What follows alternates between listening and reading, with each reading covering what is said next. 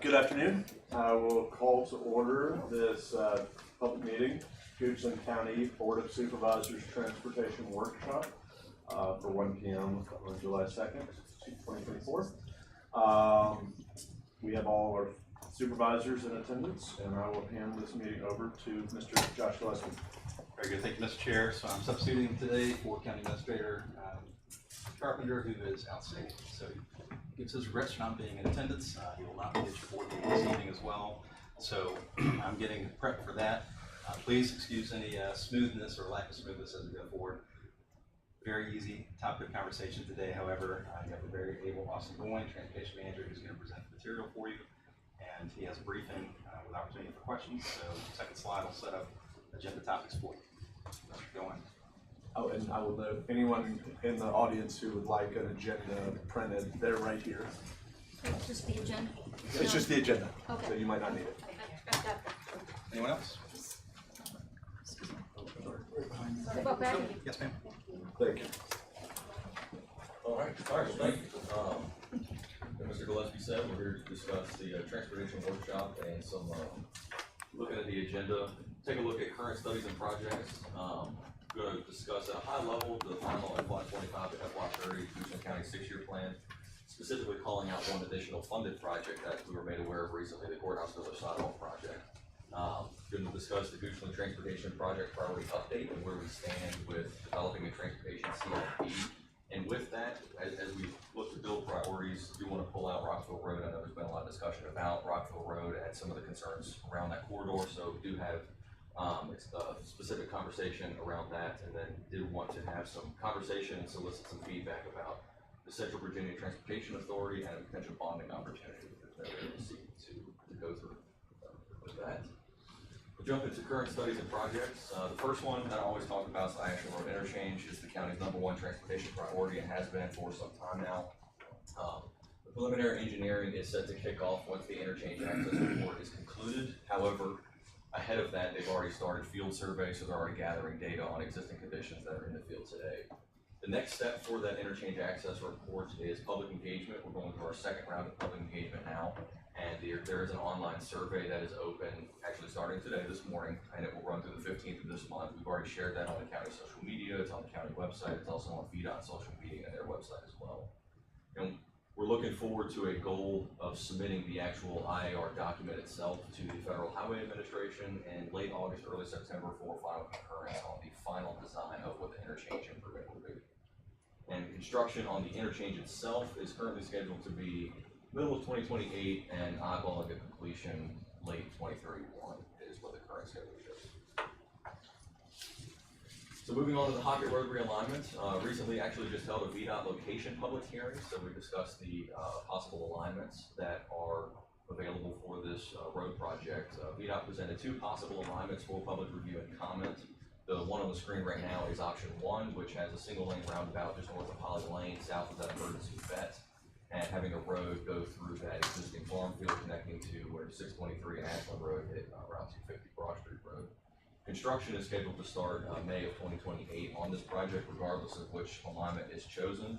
And then for the public's benefit, if you weren't able to make the meeting, option 2 is on the screen as well, where the roundabout is north of that emergency vet, just south of Broad Street, trying to fit in, again, a single lane roundabout with necessary alignments to the business driveways, and then having the road run through that field as well. So again, these are the 2 options that were presented at the public, or to the public at the June 11th public hearing. Yes. Didn't the VDOT manager say we can't do option 2? And it was just there because they're required to show 2? It's one that would require more exceptions to the design standards than option 1, but it's something that's still constructible if the design exceptions are granted. Okay, I misheard. I was saying we can't do this, but we're required to show 2. They are required to have multiple options, but this one does require a significant amount more design exceptions to the standards. So the Rockville Road I-64 westbound branch roundabout is another project that's underway. The project was officially awarded funds by the Commonwealth Transportation Board on June 18th, combined with June Board of Supervisors action, this project is now fully funded, so that's something that we were very much looking forward to. Project design has been and still is very much underway. Because we have to meet this deadline of October 2026 because of the federal dollars that are on it, we do have that construction hard deadline of expending those dollars by that date, and we are very much on track for that. And then the Fairground Road Extension Project, which will go from the roundabout out to Route 6, right here next to the building. Design continues to progress. No real updates to provide on that, but construction is scheduled to start sometime in 2026. So with that, as we're always looking forward to finding more money for projects we have in the queue that we want to get done, Smart Scale Round 6, which is the big pot of funds that we use state and federal and some local dollars to leverage the Smart Scale dollars.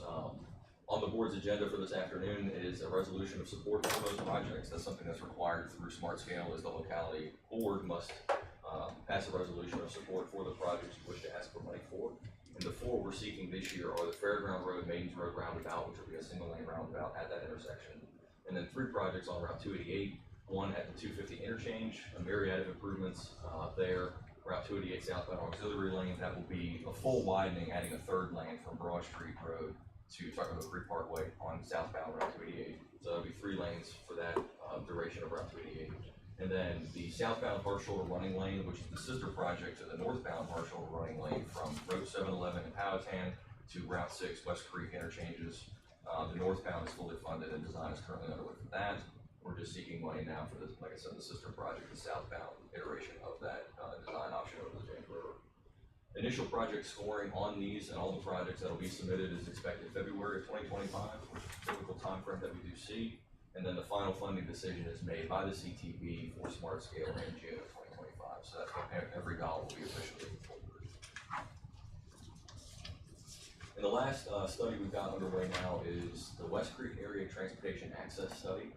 We have a major thoroughfare plan with certain roads called out for that particular area.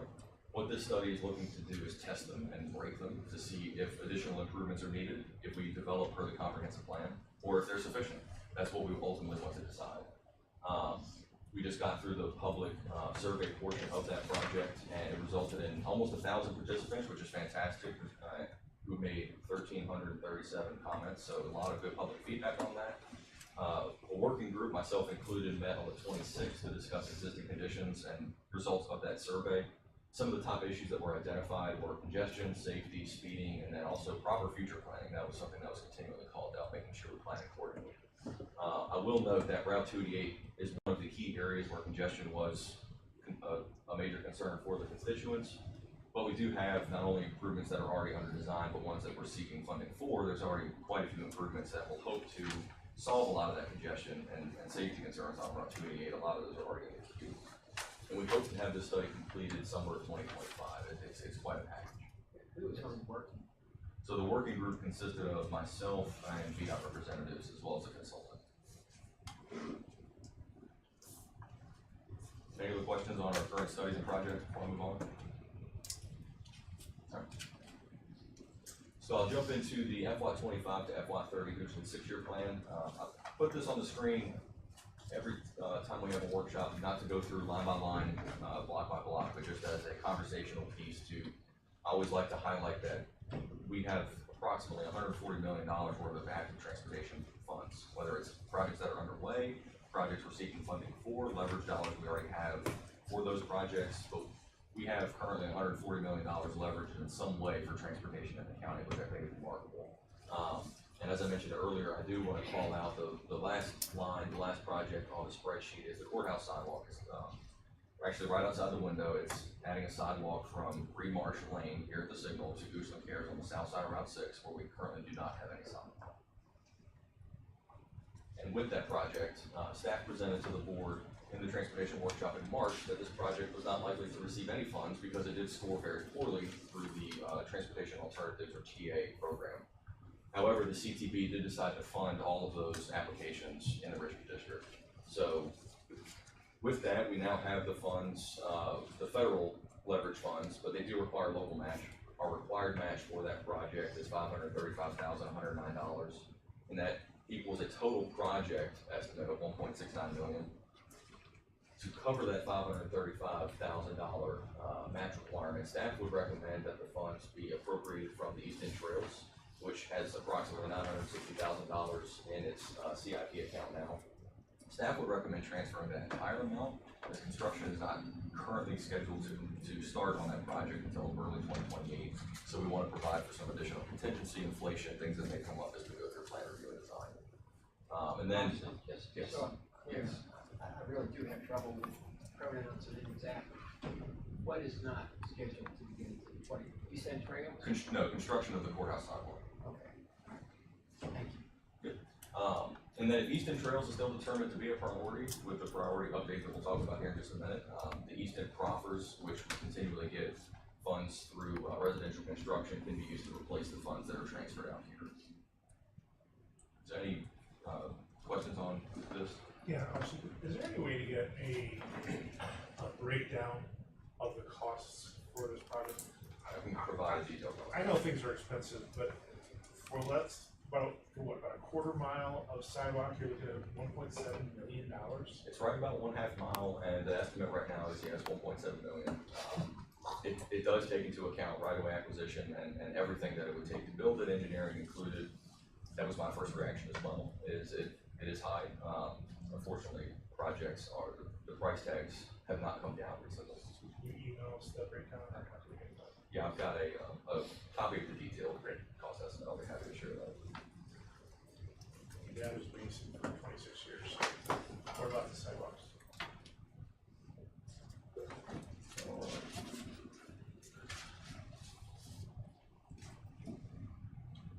Alright, so with that, the Goochland Transportation Project Priority Updates, the next thing we'll talk about. So again, this is looking at building a transportation CIP and making sure that we look at the right projects in the right time frame. Staff did contract with RK&K to assist in developing a Goochland Transportation Priority Framework.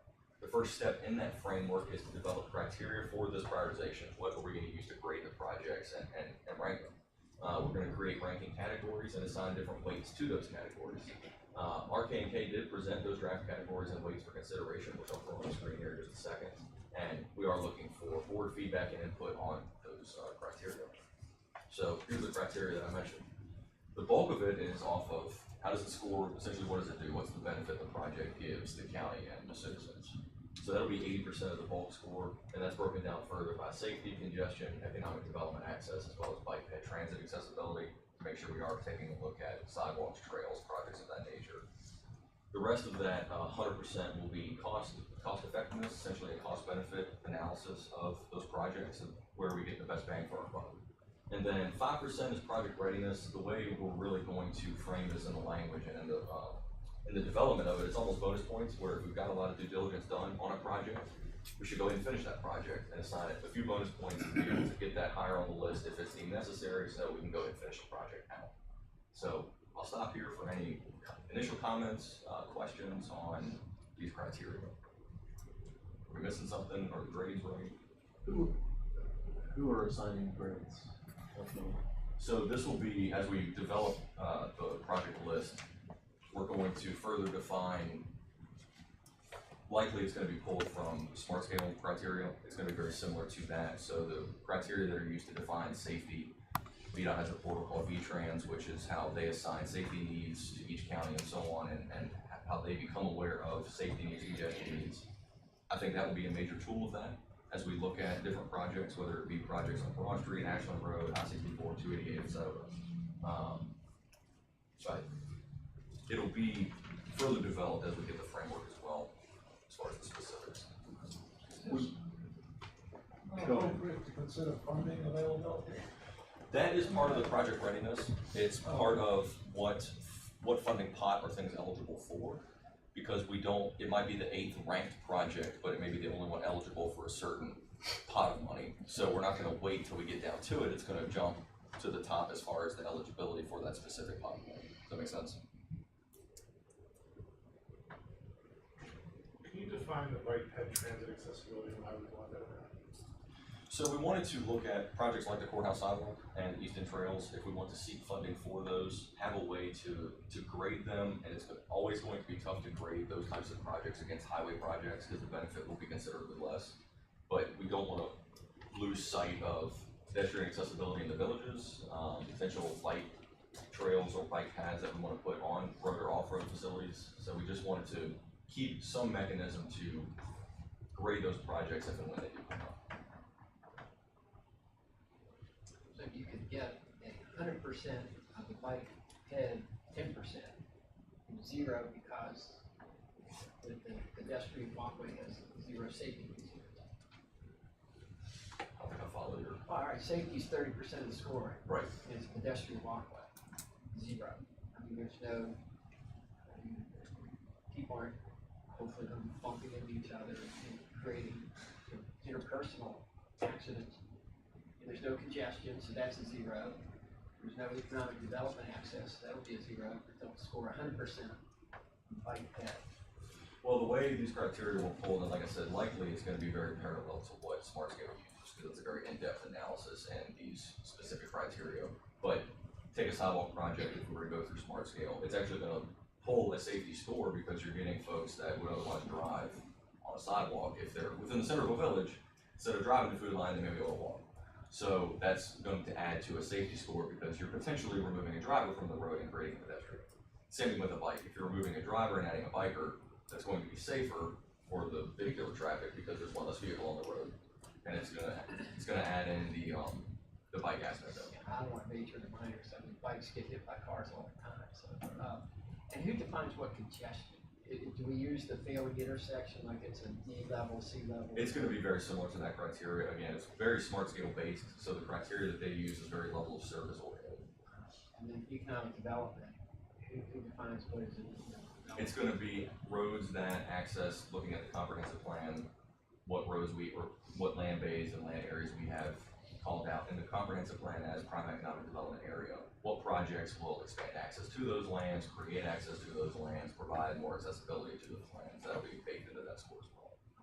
All right, I mean, that's helpful, thank you. Should there be so I like this, so good job on this, but should there be something that, maybe it's in the cost effectiveness, but that around potential funding, so there's certain projects that we should rank higher because we believe there are more applicable funding sources and that project is more likely to get funded. So should we include some sort of mechanism like that in our scoring? So that's a little bit to what I think Mr. Winfrey asked earlier, where that's also baked into the project readiness, where if it's our 8th or 10th ranked project, just based on score, but if the only one eligible for a certain pot of money, it's gonna jump the line and go in for that pot of money now, rather than waiting when its turn to be number 1. Does that answer your question? It does, and I would potentially argue that project readiness should be a higher percentage. Okay. I kind of agree with that. Yeah, I agree. Funding is so important. That's a great answer. Additionally, can RK&K provide us with as many as they can throw out as examples of this type of scoring whenever each locality designated? Because I really think we're gonna have to, what we convey to the citizens is gonna need to be focused on who what system is generating those scores and how they're coming about, because this is, every single one of these criteria are subjective to a very wide degree between people. Right. And So- I think VDOT is much more, they strip the emotion out of it, and I think they have to create valid scoring and something that we can judge on an apples-to-apples basis. But I think your citizen who's not immersed in it is going to be totally confused. I agree. I will say that we will be the first county in this region to have a specific criteria for our county CIP. Talking to VDOT, they asked once we perfect this, let them know. Because it's a tool that doesn't really exist. It's our proprietary. We are, Software license. and that's not what the goal was, to set out and be the first one to have a grading system, but we want to pull from existing criteria that's out there. Like I said, it's very SmartScale laden because that's the big pot of money that we have that accepts the most types of projects. So we're really basing it, but one thing I will have RK&K provide is a breakdown, a detailed narrative as to what each criteria is based off of. I think that will help as well, and that will certainly be a part of the framework. This is obviously just a few bullet points on the screen for discussion, but I'm make sure that that's a part of the narrative. Should we consider in our scoring criteria the ability of a project to be locally administered versus be out administered? That can certainly be part of it, and you mentioned project readiness maybe should increase from 5%. I certainly think that should be considered as a part of that, whether or not we can take it on as a locally administered project or not. I think that frees up some time in the queue, or maybe we can get that done sooner than it was administered, but yeah, that's something to certainly consider. I could see something like, just off the top of my head, 15% with subsets funding local administration, and I don't know what the third is, but 5 by 5 or some other way. I'm just thinking Okay. that would be a subset of project readiness, but a very important one. You know, cost effectiveness and funding availability is intertwined. Yes. So, maybe project ready, maybe that all should be combined. Maybe it gets lumped together. 20% Okay. category or something. Okay. But I just want to say kudos to you all for developing this. I mean, being first is one thing, but just getting it done and getting it going is great. Austin, can I clarify though, is this a criteria to present projects to the board? So that Yes. the board's then choice to alter any of them in Yes. order is still their choice? It's very much a fluid list. This tool will allow staff to provide a better recommendation and the right recommendation to the board for consideration whenever we chase a dollar. For every single pot of money, it requires board action, board resolution, support, board decision, which kind of leads into the priority list that we're hoping to have by the end of the year and then early into next year to the board. As we jump in between the slides, is it in your opinion that this will provide greater transparency to the citizens in that we can, not perfectly, Right. but strive to provide a more apples to apples comparison of project to project on these criteria? I think it helps answer the why that comes about a lot. It's why did this project come ahead of this other project? Why did we focus on Ashland Road instead of Fairgrounds Road, et cetera? I think that will help further that conversation, but it's also, at the end of the day, the list can be, well, I think project number 30 is the absolute utmost importance to the county, so we're just gonna go ahead and chase number 30 and ignore 1 through 4, and we can do that. This is not certainly a list that's intended to be set in stone, it's fluid. And I mention all the time that we're one land use case away from a new priority. That also is a big part of it, that we might not know of a priority project until the land use case comes up. And all of a sudden now it's, oh, we've now found out about a problem that wasn't on the list originally. Thank you. So with the timeline, well, before I move on to that, so sounds like I'll have conversations with the consultant about potentially combining the last two categories and maybe fleshing out a little bit more about the funding opportunity, local administered projects. So I will certainly do my homework on that. Great. I do think that makes a lot of sense. Okay. So the timeline for this summer through the fall this year, we're going to work to get these approved criteria set in stone and then start ranking the projects. We've already provided all of the current identified projects that we are aware of, which I think total around 30 within the county. We're going to use those criteria, like I mentioned, to rank them, and then in the December workshop, the goal is then to present a draft priority list for conversation, and we can shuffle, move them around, and just present the initial findings. And then if there are any modifications to it and any tweaks that are needed at that point, the plan is to present a final priority list to the board in March of next year, which actually sets us up perfectly for fall 2025 applications for funding. Because the first pot next year will be CBTA that will be open for application, so that we'll be able to have a list and then be able to identify the top projects for that each pool in the fall of 25 and roll right into it. So it's something we're very much looking forward to. I think the timing works out perfectly. And this does not affect the list that you first shared with us. Correct. That is. You mentioned the smart scale list. You mentioned the smart scale list. Yes, sir. Yeah, so the smart scale list is outside of this. Okay. Essentially, they've already been determined to be priorities. Even though they're not funded.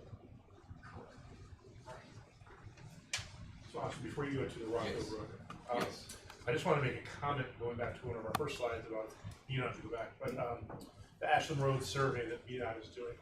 It is very important that our citizens fill out that, get engaged with that survey. There are a lot of landowners that this interchange is going to affect, but the traffic movements there, accessibility to their land. So I would just encourage folks that are watching to really participate in the survey so that we can get the best project we can there. Also, I think there may be a need to put forth a better understanding of the relationship between VDOT and the county and the board of supervisors. You know, what authorities we have, versus what they are in charge of and what they have authority over.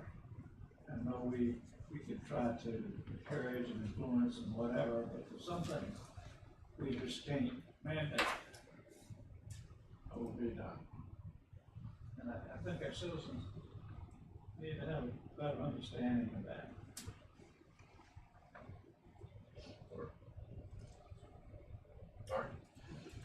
Anything else on the project priority update before I move on? Alright, so as we discuss priorities, I know there's been a lot of conversation, like I mentioned earlier, about Rockville Road. It did once you have a dedicated slide to that. So lately, staff, and I know the board has received a lot of emails regarding Rockville Road and some concerns with the existing corridor, its entrance to Rockville Bridge 2, or section 2. So what I noticed in the emails was really three consistent themes: request for a safety study be performed, request for modifications to Rockville Road, specifically one in particular is lowering the hill at the entrance to Tuckahoe Bridge by the developer, and then add any improvements that may come out of a safety study to the priority list. Staff has already actually requested VDOT perform a safety study. Do note that the last one was done in 2016 and had certain recommendations. Some of them look like they might not have been completed in the field, some of them may have been. And we did request VDOT focus on three particular issues: line of sight issues with the topography we know that provides its challenges out there, the speeding on Rockville Road, as well as specifically the entrance at Rockville Bridge. So we are expecting VDOT taking a deeper look at those three specific issues when it comes to Rockville Road. That would include signage, Correct. So part of that. we would expect, much like in the 2016 study, any recommendation be if any updated signage is needed for safety signage, etc. Yes. How long does, so we asked, Yes. or we haven't asked? We have We're going to ask. Okay, we have asked, and in 6 months. The timeline I was given is approximately 3 months 3 months? Wow. To get a response or? to get a study. So we should have a completed study in hand in the October timeframe. How much does that study cost? VDOT's doing it in-house with traffic engineering, so it will be free of charge.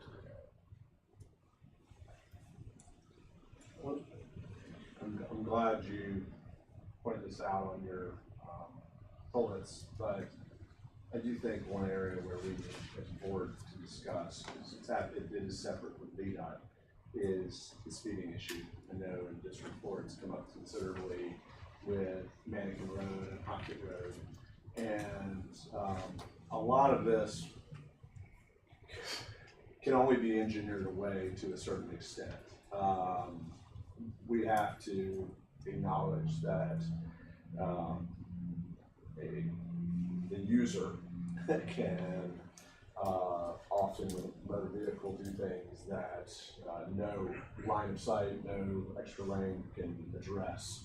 And it might reach a point, and this is something where our decisions on transportation are directly connected to the sheriff's office and trying to find ways to allocate the best dollars and best resources. So it's been a constant theme, and we can do all the studies in the world, but we see consistency in the drivers in our community violating that specific one. We're gonna have to address other means, use other means to address the issue. And so I just bring that up at the board because I think it's something that might, coming from the board, be valuable to stress to our sheriff's office and really cracking down on some of those things. Because some of these areas too, people have to realize these are major thoroughfares. These are places where individuals from other counties are utilizing our resources. These aren't mutually only problems, and if the person who's coming in on a daily basis, they might not appreciate mutually in quite the same way its residents do, as it relates to speeding. And I know that's a common issue on fairgrounds, but in my district, it's a common issue on West Creek, in the West Creek area. Thank you. Austin, how do we communicate? I know this is a public meeting, but for those who would have an interest in the fact that we are in fact doing a study through VDOT, and so it seems to me well to communicate to the concerned citizens that we're doing something. The study is underway, and I mean, what is the follow-up if the study indicates certain things? I mean, be not normally compelled to take action and do something about it, or? So if certain things are identified that need to be corrected on the corridor, we then look at the different types of improvements. If it's signage, it's typically something that VDOT can undertake pretty quickly. If it's something more that has to do with road construction itself, then it's a conversation about funding, how much does it cost, and where are we gonna get the money, et cetera. And then is VDOT administering it, is the county gonna administer it? So there's a lot of conversations that happen with any recommendations that come out of it, but that's something that we need to stay on top of, much like the fairground corridor study that we did. A lot of the signage, through some recent rezonings, we're getting some striping and some signage on Fairgrounds Road that was a recommendation out of the study. So that's always an option as well, is having some developers put things in as rezonings may get approved on any corridor, is getting improvements done that were recommended out of any study. So that's part of it as well. I just think we can communicate in some fashion as we're moving forward with the study.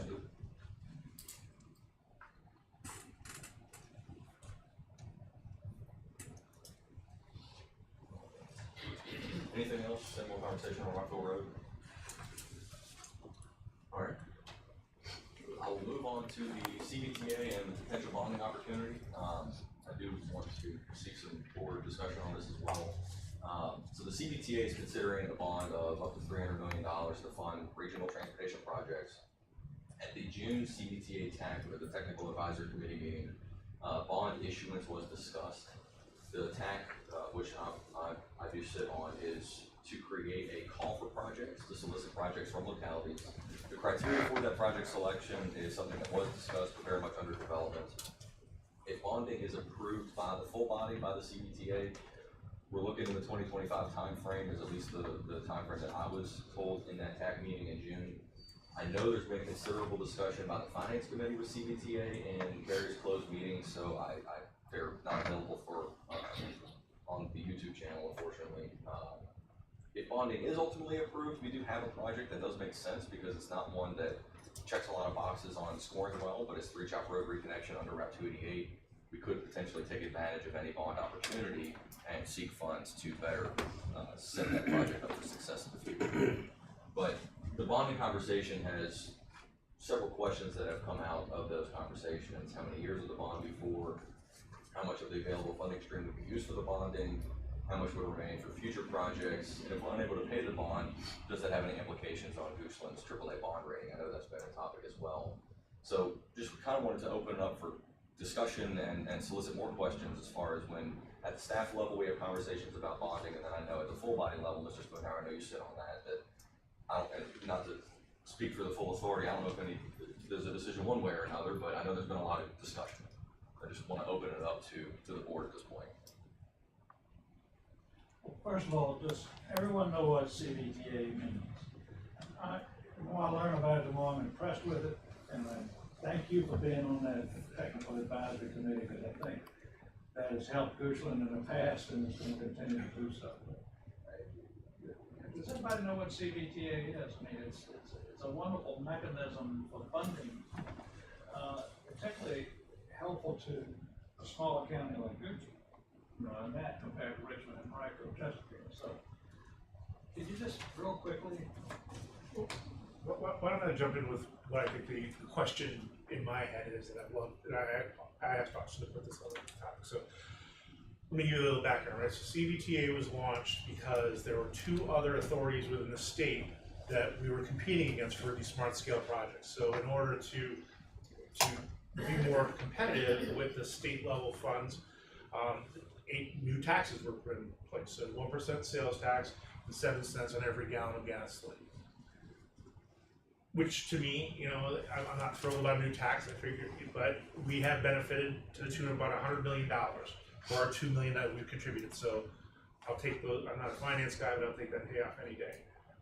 That being said, we probably won't see much more because there's very few opportunities for us to have regional projects. Most of the things we touch regionally on 288, 64 have already been funded.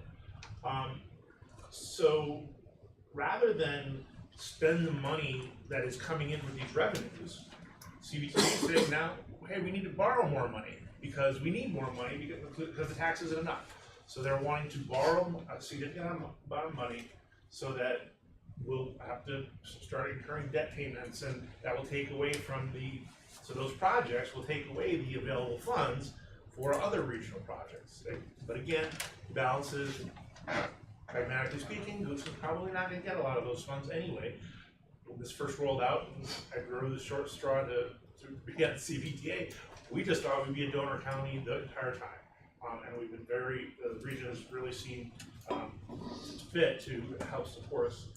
But I think from our perspective, especially the other smaller locations, New Kent, Powhatan, Goochland, Charles City, you know, we're not seeing the benefit that a Richmond is pushing for or Chesterfield is pushing for.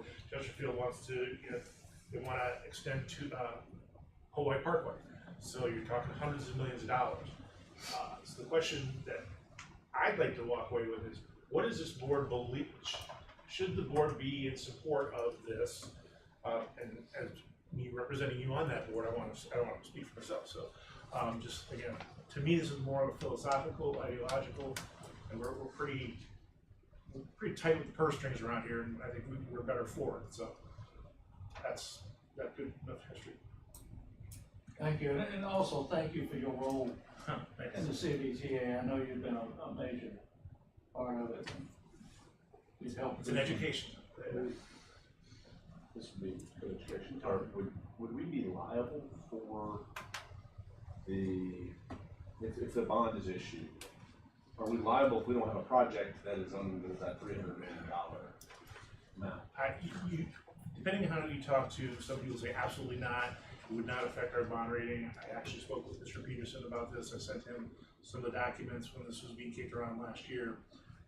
He doesn't. Now there's others that believe that it could potentially, if we're involved in something and it completely goes south, you know, all ships sink together, and we're on that ship. I'll point out, for instance, that when the TCSD bond issuance was first approved, it's a revenue bond, and so it's supposed to be paid from the tax revenues from the development that occurred within the TCSD. But it also is backed by a moral obligation of the county. And there was certainly a time when the debt service was going to be higher than any taxes that were coming in from the district. And the idea of a moral obligation is not that we do have to open up our paycheck and start paying, but the board may have to go through a specific vote to say yes or no, we would not fund. And I'm just talking about a moral obligation and a revenue bond. These presumably would similarly be revenue bonds, that bonds designed to be funded from the taxes that are gathered.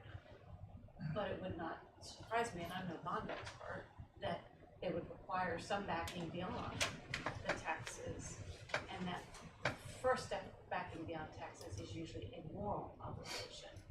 A further step would be an actual fiscal obligation. I haven't seen it go to that in the bond cases I've been involved in, but again, I don't have a huge. Also, in full transparency, does this threaten at all the tax rate? Well, if you're obligated to pay it, which is beyond a moral obligation but an actual fiscal obligation, then potentially, yes, in order to meet a need, you'd have to find a revenue stream somewhere. But I can't say that it's going to get to a fiscal obligation, and I know nothing from what the CBTA has been proposing. Just a general answer about revenue bonds and how I've seen them structured. I just think it's merit in regional cooperation. Obviously, because a result of our cooperating with the CBTA, we benefited tremendously. We don't, we ought to consider whether or not we should be on the outside looking in and the impact of that. My understanding, if the CBTA chooses to issue the bonds, we're along for the ride. You know, if it's a 5-4 vote, and you were a 4 no, we're still going to be part of the CBTA, we still have that requirement, so. Correct. It's not like we can say, okay, we're gonna be CBTA except for the bonds. This is, we're gonna be committed. And again, to iterate your comment, the regionalism has been hugely beneficial. Some of that may be a little discretionary as to Sure. how others let us participate, so forth. I mean, I don't like the idea of us borrowing money, potentially pay for somebody else's roads. Well, I think it's a better understanding of just liability Right. that's associated, because if it's pro rata liability, then that's a very different story. I mean, If they can pay. if they can pay, I mean, it's, and additionally too, I think, what the people have to understand is what $300 million in this space looks like. Yeah. It sounds big, it's not nearly the scale that most citizens believe. But it could be just, kind of a gateway drug. Well, yeah, no, I get it. Do you That's- remember how much? First taste is free. Right. I see the slide. It's not bad for your health. It's not a Um, big deal. But I do know that there was discussions, I don't know if they were discussing the full authority, but capping the revenue to 10% to pull a bond. Right. That's the number that I've heard. Right. I've not heard a different one.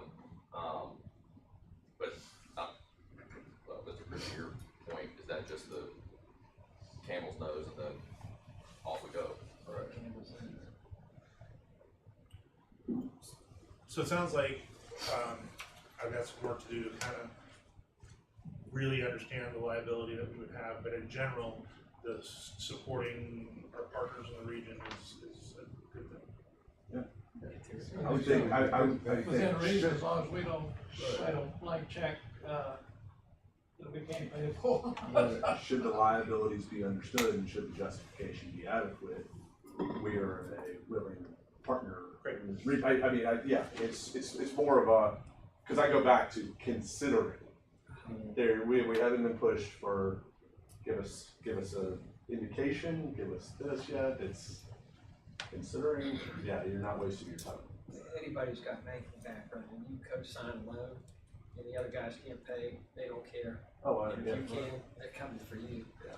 Whoever can pay, keep his pocket. Thank you. All right. So that's the workshop. I'm just open up for any other questions, comments. Before I open it for citizen comments, I'll just ask. I do have, yeah. Yes.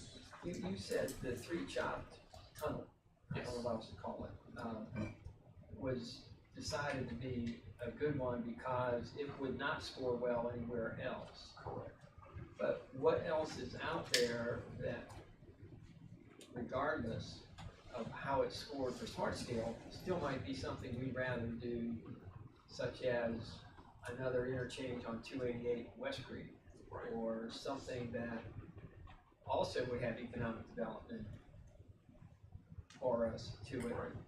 And So- I'm still, I guess I'm not educated enough on the 3-chop tunnel to get excited about it. Okay. It's like, why would we want a tunnel like a 3-chop? And there may be great reasons, I just don't know yet. Okay. But I can think of other things, such as an interchange at 288 in West Creek, that's like, oh, I get that. So how it's that staff would recommend versus recommending, what was number 2, what was number 3, what was number 4, I guess? So I'll start off by saying the criteria for project selection will include numbers to be determined, but it will be a high number, a floor for project cost. Projects over X dollars will be the only projects considered. They don't want to eat up the $300 million if that's the number bonded with a bunch of $10 million projects. They want, the purpose that I've been and has been discussed at TAC is large scale regional projects are why the CBTA is entertaining bonding out $300 million. So with that, the floor that was discussed at the TAC in June was approximately 30 million, so anything north of 30 million, so that's the first criteria that I had to go through. We don't have many projects that cost over $35 million. The southbound hard shoulder running lane project that we're seeking through Smart Scale currently is 52 to 57 million. So that one would qualify. The three chop road reconnection is in that 40 to 50 plus $1 million range because you're tunneling under a freeway. It's not going to be cheap. That's the. Correct. Okay. It's referred to as the three chop road reconnection. There is a time. Yes. I'm happy to refer to it as a tunnel. I just wanna make it, I'm working on me, thank you. So there will be a large cost associated with any construction tunneling under Route 288. We have the actual interchange, which is funded, to the tune of $76 million. And this is the interchange where, please? At Ashland Road. So I'm just running Yes, through okay. I'm just running through the big Oh, ticket, the okay. very expensive projects. Other than that, we don't have a large pool of expensive projects. You mentioned the potential interchange at 288 between Tuckahoe Creek and Broad. That's part of the study. I won't flip back to the slide, that West Creek Area Access Plan, ultimately determining, do we still need that? If the bond is issued in 2025, we may not have that answer by the time the call for projects is put out. So looking through everything, the hard shoulder running lane has a very high benefit, but also a very high cost through Smart Scale, which is ultimately why it's not been successful to date. We hope that it's different this year as always, but it's got a very high cost. In your career project, it make the list. It's not been identified as an official project yet, the Tuckahoe Creek reconnection with Ridgeville Parkway. He retires. once That he means gets he'll be, that means he'll be with us forever, so. Well, he's calling it his career project, so Yes. I'm just not calling it that. So went through the hard shoulder running has a very high benefit. There's a sister project already underway, so I think there's other avenues to get funding for that particular project, given its high benefit. The three chop road tunnel or reconnection, the road currently serves, I think, 4 or 5 homes today. It's a dead end road at 288 with a cul-de-sac. It's only speculative project benefit that you would get by opening up economic development areas. That's really the intent behind that project, is to open up the economic development area there. And that area is behind Wise Choice. Behind Wise Choice, north of Three Chop, between that and 64. I mean, there's some congestion management.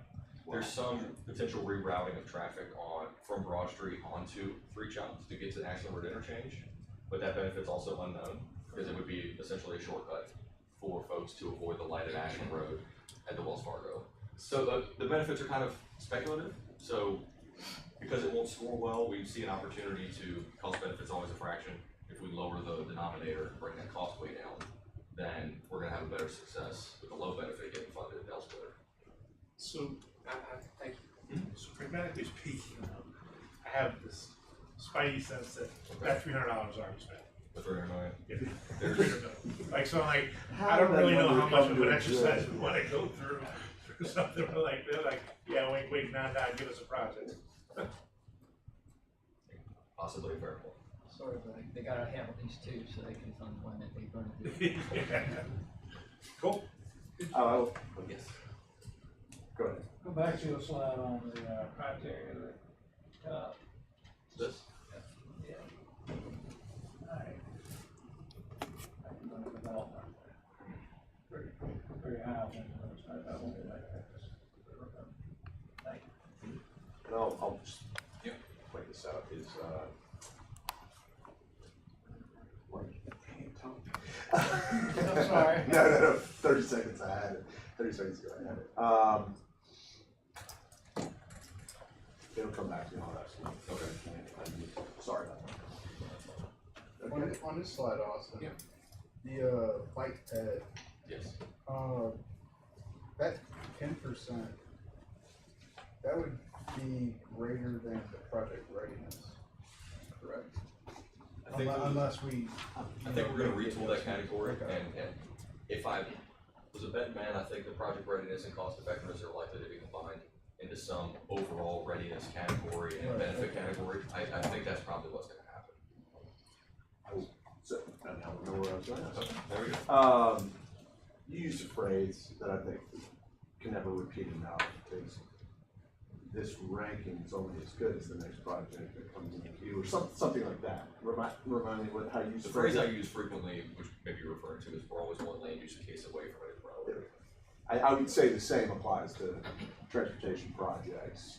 And just, I'm glad, I bring it up again because, and I'm glad Mr. Winfrey brought us to this slide, that demonstrates the importance of this slide that much more, is if we can figure out some, it's not gonna be perfect, but some scale we can live with that helps us in our ranking, judgments, however we say, that gets us, that means we don't have to take this big pool and reevaluate the whole thing because the next project came up. I mean, we're gonna do that, that's gonna be a part of our ongoing, but we'll be better prepared because we can say, this is kind of in this very thorough analysis, this is where it fell out, this helps us. Right. So, more, I say that just because I think it gives that much more credence to this study that's being done. How far back can we go with questions? The whole presentation. 10 minutes. The whole presentation. The reason I'm asking is that the East Side Trail, 900 Yes. and change, Yes. 932, something like that. There's a conversation of taking that entire zone Yes. and putting it towards the sidewalks, which then would zero that out, but proffers could replenish that. Correct. How long would it take to get back to 932,000, or 960, sorry? So I don't have the current total amount, but East End proffers are replenished quite frequently, and right now today there exists a sum that you could replenish that with board action in August or September. So that's something that could be done very quickly. Right now, East End Trails is kind of in a holding pattern, perpetual holding pattern. Yeah. It's been pregnant longer than a melon. So I think if it still needed to be a priority, that $960,000 could be backfilled pretty quickly. 2 months is what I heard, September. It could be. Okay, all right. As Charlie knows, we don't have a whole lot of county services in Eastern End. We don't have a park. We don't have a horseshoe pit. I mean, or pickleball court. So I'm a little, if we're going to take that funding and move it to something else that's still warranted, are we like saying abandon ship? We're never going to do the East End Trails, or there would be resources. I'm hearing there could be resources. That's helpful to know. Thank you.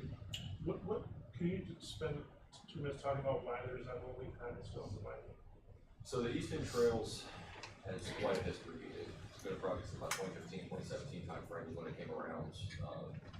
For everyone's benefit, it's a trail system to connect Broad Street and Route 6 along Tuckahoe Creek and the wetlands with the Rankin County line. We ran into some conversations with the landowners regarding easements, rights of way, any concerns that they had with liability with the trail being located on their property was a big topic of conversation. Ultimately, those conversations didn't amount to any agreement to provide easements and or right of way. So the design was very much far along, but the property acquisition was where we kind of got stuck. What was the last time a conversation was held? I'd have to go back and look. It's been within the last 12 months, but on the latter half of that. So 9 or so months ago. Okay. I kind of feel like we've been kicking this can, either we punt it forever or we do the daggone trail. Fisher Cup Day, I mean, you take it off the list and just say, we already going to do it, which that is an option. Or get serious about it and make it happen. So we did do the 17 is a trail, long time. Yes. we did Parks and Rec. So the goal, the intent of it is to be maintained by Parks and Rec. And we can't use just the sewer line. We're using a large portion of that was the plan. The current easements don't allow for other facilities, so we would need another easement on top of that sewer easement.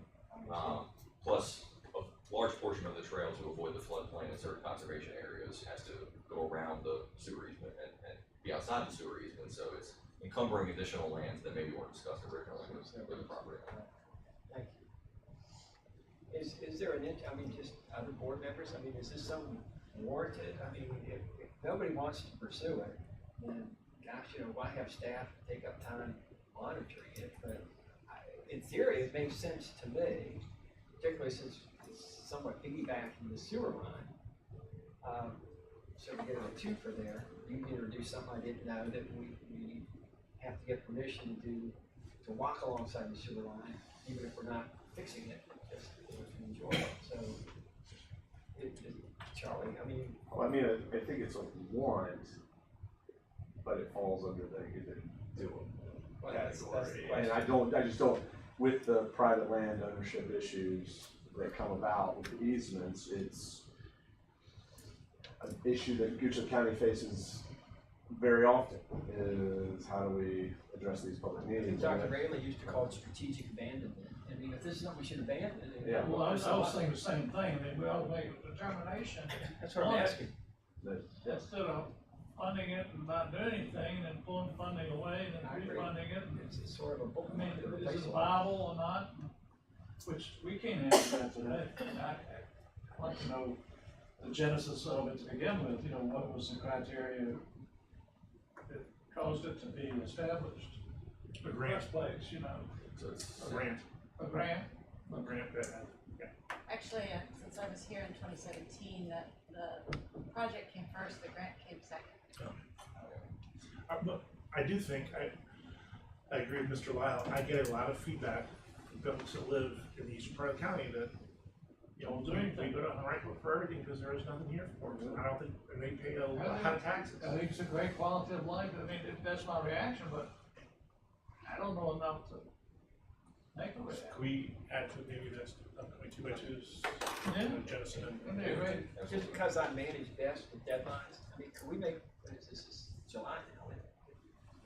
By October first, can we do put a stake in it or pursue a decision? Can we do it, go? We go? certainly do a white paper, you know, FAQ, basically, I mean, that's what you need to characterize what the issue is, but in terms of doing it by October, we would do that soon.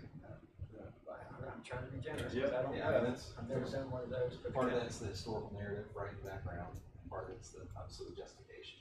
And the warrants, I mean, you know, as Austin said here, that language says properties can be used, and the reality of it is that there are already some properties available that would replenish it today, if we want to move forward with it. So, I'm not looking to make work for staff, but I would like to, yeah, no, if it doesn't make sense, let's get rid of it. If it does, let's make it happen. How substantial was the grant, do you recall? The grant was only $250,000 from I VDOT, never it's used already to been put up returned. Oh, it's been returned. Oh, yes, sir. Yes. That money's been. I was gonna say, it's like federal government, who takes something that's designated and spend it for something else. You know, we don't wanna do that. No, yeah, no. the 950,000 is, and was match for that 250,000. White paper. 1.5 million in what year? The last estimate would have been, I believe, next year was. So But if we were to when restart- was the estimate made? So the estimate was made 2022 timeframe, Okay, so it's a 3. looking out to 2025. So if we were to relook at that estimate now, it may be different. Austin, was that only phase one though? That was phase one, which was only a mile and a Yeah. half of the trail. That was to run from the emergency center or the former HCA emergency center, the stub of Tuckahoe Creek Parkway, through the Ducks Unlimited easement, through the floodplain sewer line, and coming down to Hardywood. That was gonna be the only terms of We phase made one. it a concrete sidewalk, can we do it faster and more expensive? It was 10 foot of asphalt. Asphalt, really? Yes, it was 10 foot of asphalt. That's Because we asked for bikes as federal- well. Because we asked for federal dollars, and here we go dipping into some of the history. Because we asked for some federal dollars, it had to meet all ADA requirements, so therefore hard surfaced, width, and so on. Curb and gutter. But the original Okay. plan was crush and run Yep. on the utility easements. Yep. Oh, it'll be easy, we'll get it done. You mentioned the emergency center. Yes. To what extent are some of their plans gonna open that area up? And by the way, I was delighted to see it's occupied and active. I drove in there the other day and it was, the parking lot was full and there was a private practice operating there. The West Creek Area Access Plan, which is this one, is looking at specifically that area is within that study area, so we'll see what roads, again, we have certain major thoroughfare plans already, or planned roads in that area, the West Creek area, from, you know, Route 6 to Broad and, 288 to the county line. But are they enough? Do we need more? Do they need to be revised? Do we need the interchange that's been discussed previously? Integrating with SIS. Yes, it will be integrated with SIS. The areas overlap only with the interchange with West Creek Parkway. Other than that, the areas are separate, but the improvements will certainly speak to one another. The last thing we want as staff and from the county is to propose something that's in direct conflict with another study. Okay. I think it's been a great session. Any additional supervisors of the board questions at this point? Okay, with that, I will open up decision comment period. Still applies?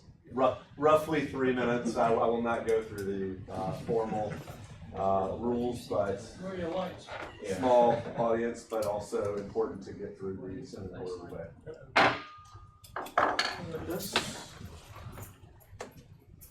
And do we need Ms. Moore, do we need addresses? Yeah. It's just public meeting, so it's a public meeting, so I just like follow protocol in some Okay. way. Linda Moore, 2164 Crawford Road, Mannequin Sabbath in District 4. I know there's other Crawford Roads, but the one I live on is in District 4. I am with a group that just began in December of 11th. Our group is trying to find practical solutions to the issue. We are trying to understand how to increase the priority list for Rockville Road. Most of us have been around since 2015 to understand the comp plan very well and lived through Mr. Wilton's acquisition. And we successfully got Tuckahoe Bridge to comply with the comp plan, which was not as easy as anybody would think. The issue right now is Mannequin roadside road is pretty decent, beyond decent, where it has enough room for you to get by. But Rockville Road is a different beast, okay? It's a very different beast. They knew that coming in, that it was going to be that way. The people who live on Rockville Road go to church with me. I go to Goochland Baptist Church. They live on that road. They've been here in the county all their lives.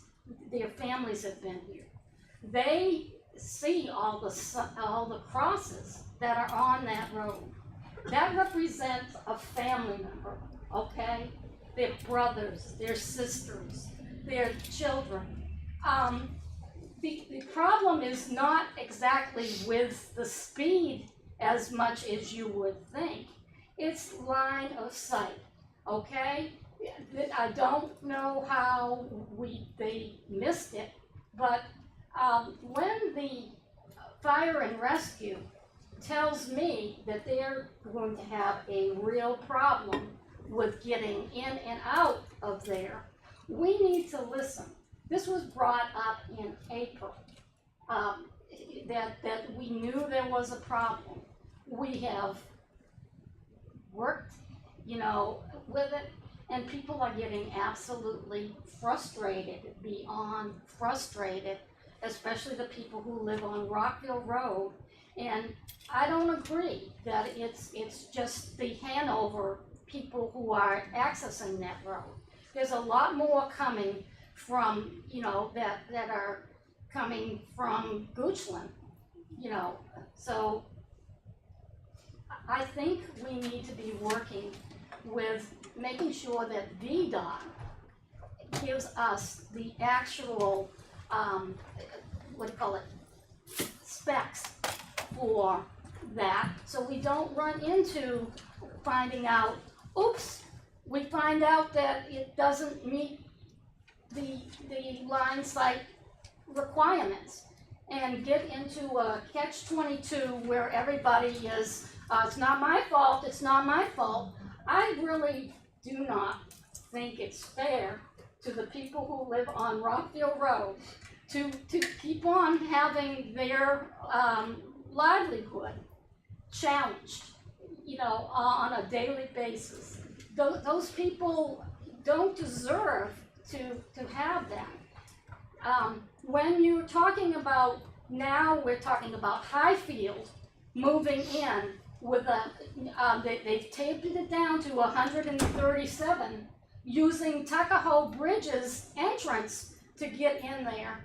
Those 49 people have no idea that their entrance is going to be used in that way. They were told it's gonna be 49 homes using that entrance. So we need to put public safety first. And, you know, I don't know how you only assign a 30% rating for public safety, but that should be where we're at, where if the road is not safe for our firefighters to get and answer the call, there's a real problem. The accidents are happening, they've been happening all this time, and when we're talking about putting a sign saying no left-hand turns, you know, those people haven't even moved in there yet, and we're having all these level of accidents. I know my 3 minutes is up. I do appreciate you putting in for the study. As far as communicating with the citizens, there are many opportunities to get on, to pass this word on. I belong to several groups that circulate information about everything. Well, not everything, but related to developments. So please reach out to me, give me the information, I'll cut and paste and I'll get it out. Thank you. Thank you. Yes, Ms. Lynn. Margaret Levitt, 1736 Ben Hall Circle. Since moving to Goochland in 2015, I have taken an active interest in my community. I strongly voiced my opposition to Project Rocky and the 1,851 tractor trailers that would clog Ashland Road daily. I advocated against Crescent communities, not because I'm opposed to economic development, rather because the TIA ignored the anticipated 1,851 tractor trailers associated with the approval of Project Rocky. Additionally, the county was quick to make exceptions to transportation standards as it pertains to distance between two entrances to the parcel, as well as for a taper rather than a turn lane into the parcel. By definition, this will impede traffic flow and will most certainly result in accidents. What brings me here today is the actual implementation of an already approved residential development, Tuckahoe Bridge North and the entrance off Rockville Road. There is no doubt there will be accidents given the design of the entrance to this community. As you already know, Rockville Road is a winding, hilly 2-lane road with a speed limit of 45 miles per hour. There have already been serious, even fatal accidents along this road. I ask, if this area was properly studied, how do you get to actual construction and have such a dangerous situation? I've heard from staff that VDOT is reactive, not proactive. This is something I cannot accept. Leadership should insist from staff objective information from which they can assess the pros and cons of an application and can extrapolate how an application will be implemented, rather than accepting so-called facts that have been skewed to a particular result, as with Project Rocky and Crescent Communities. In viewing the retreat held earlier this year, safety and the best interest of the citizens of Goochland were espoused to be priorities of the county. While words matter, I'm more inclined to focus on actions. So I respectfully ask you to, 1, make reassessing the Tuckahoe Bridge North entrance off Rockville Road a top priority, and 2, to reconsider removing and relaxing zoning ordinances when I would argue they are more important than ever as the county is postured for growth. Thank you for your time. Thank you, Ms. Lynn. Yes, sir. Vince Lund, 2052 Mains Road, Mains, Virginia. Gentlemen, honorable elected members of the board, Deputy Administrator, Austin, Council, Secretary. I was not intending to speak on the CDTP bond offering, but I would suggest you take a very strong look at that and any type of obligation that might result in, because it will definitely affect the bond rating, and you can go into the criteria used for that. But at least one of the three, if not all three of the three, that is an issue potentially depending upon the constraints of what is offered in those bonds. You can look at the state intercept, for example, that was part of the Tuckahoe Creek Service District as a minor example beyond the oral obligation, and it would have been a significant problem for this county, not from a bond rating standpoint, let alone only, but from the standpoint of what would have happened to the revenue of this county. It would have gone into funding things that were being funded by that time in the Commonwealth. I'll suggest it's as brought up a slippery slope, or perhaps even worse, to get engaged in something like that without very close scrutiny of it, and looking at some of the other bond issuances around the other players within this community, and especially looking at their ACFRs. If you look at an ACFR that's not brought in on time, there's a problem. So that's a component of this. Second thing I wanted to mention is the concept of data-driven decisions. And I think if you look at probably one of the safest transportation industries out there, it's the airline industry. And that airline industry receives terabytes of data from every flight, all 10,000 every day in the airline business. That same principle should be applied here, where we have discrete TIAs and other types of studies. We should have online, real-time information that's provided not only to staff, because that's obviously important for submittals and other types of approaches to VDOT, but also for the citizens. So citizens are aware of what the actual traffic conditions are. And full disclosure, I've been, as one will know, following Fairground for quite a while. And the accident rate last year actually went down. And part of that is due to the traffic. It's a little bit safer because everybody has to drive a little bit slower. So the numbers are, I'll suggest, way above what was projected by VDOT, but the accident rate is far lower than statistically than what it was previously. And the last thing, unfortunately, due to a music event tonight, I will not be able to be at the meeting, but I will suggest that you strongly view what is proposed in terms of change of ordinance. And I don't have the number right in front of me, I've just lost my whole screen. But that ordinance has a pronounced effect on the safety of this county. And what I mean by that, whether you're talking about turn lanes or anything else, I think it's getting less restrictive. And I don't see a problem with the county being more restrictive than what VDOT is, and in enabling the supervisors, you all, to make those decisions based on the process of wavering. And I think we have some very good developers in this county that understand what they need to do and can work with staff. I don't think we should just fall back to VDOT standards, since we're not required to by the Code of Virginia. Thank you very much for your time. Thank you, Mr. Sloan. Any additional? Yes, ma'am. Louise Thompson, 1930 Soldiers Lodge Road. I really appreciate everything the board is doing. You guys are doing a tremendous job. The staff is doing a very good job. And I appreciate different questions that have come up that I've, as a citizen, not an engineer, not a real professional, have asked these questions, and the staff has been very good about answering that, so I appreciate that.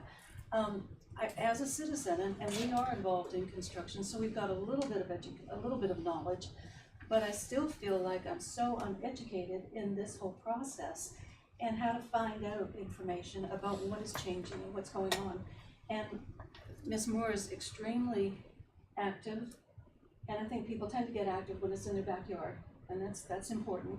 But for a citizen who does want to know what's going on, I find it very difficult to find out, even to look at changes in the ordinance coming up, which I think may be on your meeting tonight.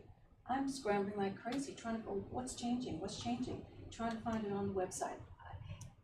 there's gotta be a simpler way for people to pull up information and pull up changes, and maybe somebody just needs to educate me.